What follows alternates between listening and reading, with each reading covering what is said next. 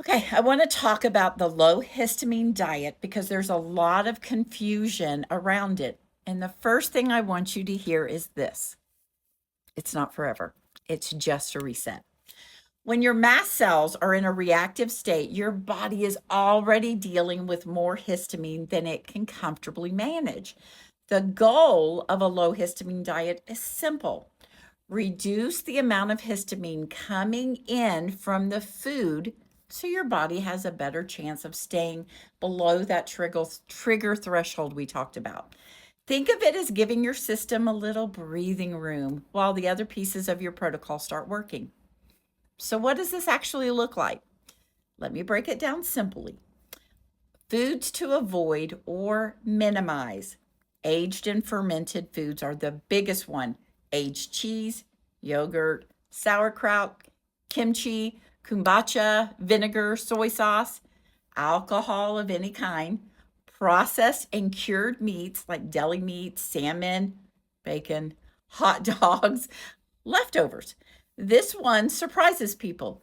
Histamine builds in foods as it sits. A piece of chicken that was perfectly fine when you cooked it last night has significantly more histamine in it by the time you eat it for lunch today.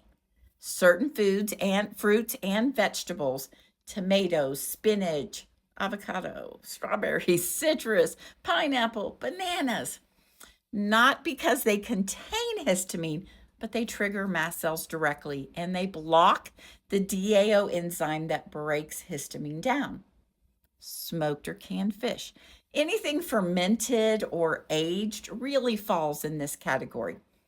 Foods that are generally well tolerated: fresh meat and poultry, cooked and eaten right away. Most fresh fruits and vegetables, with the exceptions of the ones I've already mentioned: rice, fresh herbs, olive oil, coconut oil. Most gluten free grains: apples, pears, mangoes, melons. Freshly cooked eggs for most people, though some react to egg whites. Now, here's what I need you to understand about this diet: it's not black and white, it's not the same for everyone. Your trigger foods may be slightly different from your best friends or your mom's. This is why keeping a food and symptom log is so valuable, because you're going to learn your own patterns.